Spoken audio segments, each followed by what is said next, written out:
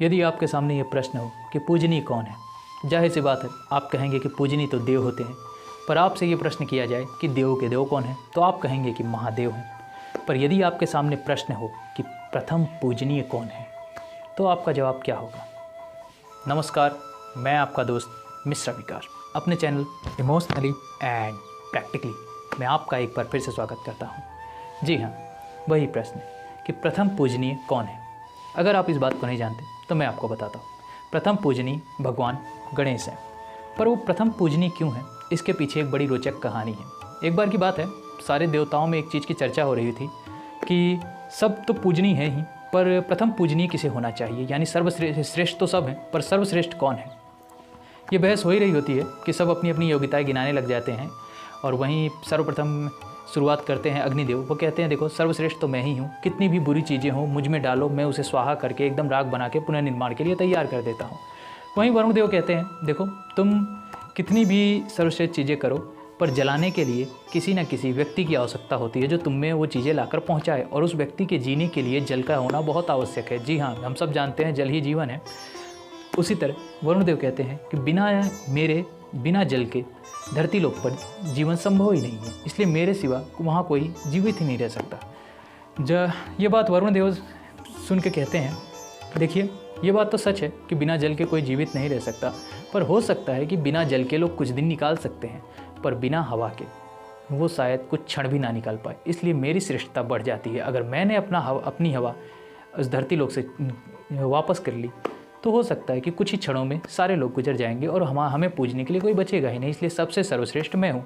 ऐसे ही बहस चलती रहती है और उनकी चर्चा आगे बढ़ती है और किसी भी बात का निष्कर्ष नहीं निकलता है। फिर वो ये सारी बातों को लेकर महादेव के पास पहुँचते हैं और कहते हैं कि महादेव, हमारी दुविधा का किसी न किसी तरह अज्ञान को दूर करे। हम सब में इसी चीज़ की चर्चा हो रही है कि हमें सर्वश्रेष्ठ कौन है, उसे प्रथम पूजनीय क्यों होना चाहिए। तो महादेव कहते हैं देखो प्रथम पूजनीय वो होना चाहिए जिसमें मस्तिष्क हो और मस्तिष्क में इस तरीके का ज्ञान हो जो धर्म को समझ सके, धर्म को जान सके, धर्म की रक्षा कर सके और धर्म के लिए ही अच्छा कर सके।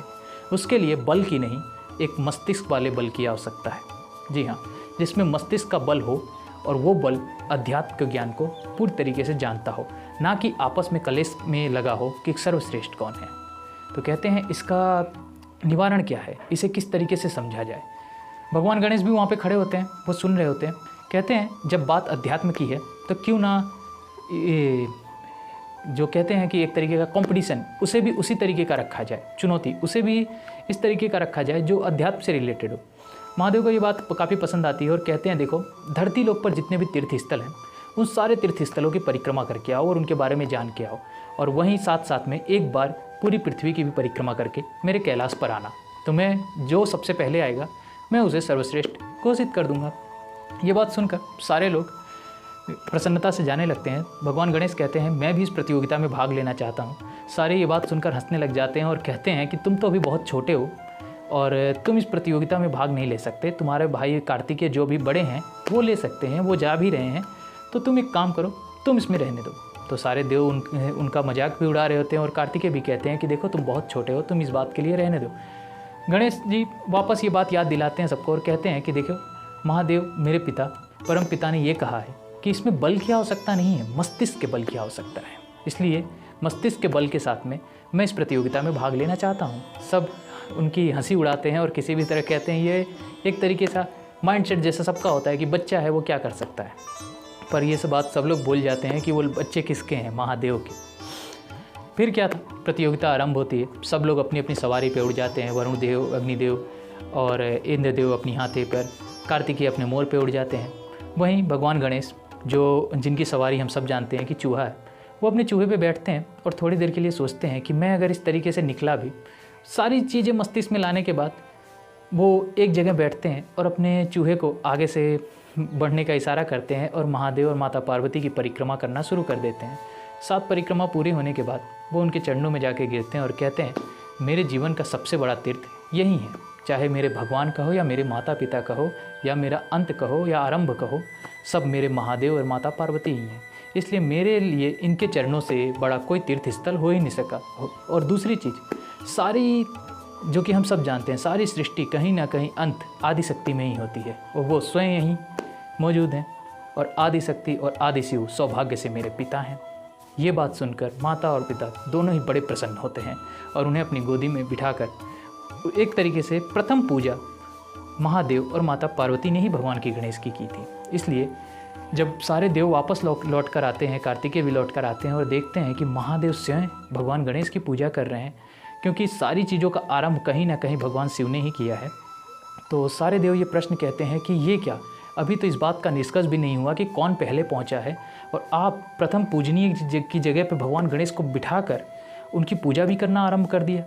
महादेव सारी घटना उनको बताते हैं और सब अपनी नज़रों में थोड़े से लज्जित होते हैं और सबको ये लगता है कि हम सब लोगों ने जिस तरीके का कंपटीशन मतलब प्रतियोगिता होती है उसमें भाग लिया, पर सब लोगों ने अपने बल का प्रयोग किया, कहीं ना कहीं किसी ने भी मस्तिष्क का या आध्यात्मिक ज्ञान का उपयोग नहीं किया। जिस तरीके की भगवान शिव ने सर्वप्रथम ये बात रखी थी कि तुम सबको अध्यात्म के रास्ते, धर्म के रास्ते पे ही ज्ञान को बढ़ाकर ज्ञान के बल से ही इस चुनौती को जीतना है, जिसमें भगवान गणेश ने सबको परास्त किया था। उस दिन से माता पार्वती और माता शिव का आशीर्वाद भगवान गणेश को मिला और उस दिन से कहा जाता है कि जब भी कोई पूजा होती है तो भगवान गणेश की प्रथम पूजा होती है, वरना वो पूजा सफल नहीं मानी जाती है। इसलिए आपने कई बार देखा होगा कि कई पूजाओं में कोई श्लोक ना बोला जाए पर भगवान गणेश का श्लोक सर्वप्रथम बोला जाता है। जी हाँ, ये हमारी पौराणिक और सत्य घटना है। क्या आप इसके पहले ये घटना को जानते थे? अगर जानते थे तो कमेंट करके मुझे ज़रूर बताइएगा। तब तक के लिए विदा लेता हूँ, मिलता हूँ आपको नेक्स्ट वीडियो में। नमस्कार।